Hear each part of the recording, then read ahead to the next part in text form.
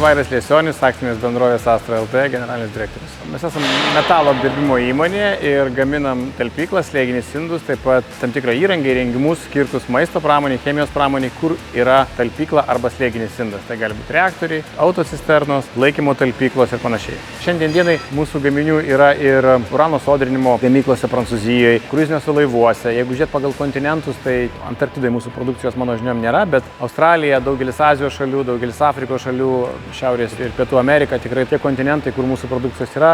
Nerūdijančio plieno suvirinimas, nerūdijančio plieno kiti apdorojimo būdai, kurie čia yra, daugeliu atveju tikrai gana unikalūs ir plačiai nėra prieinami.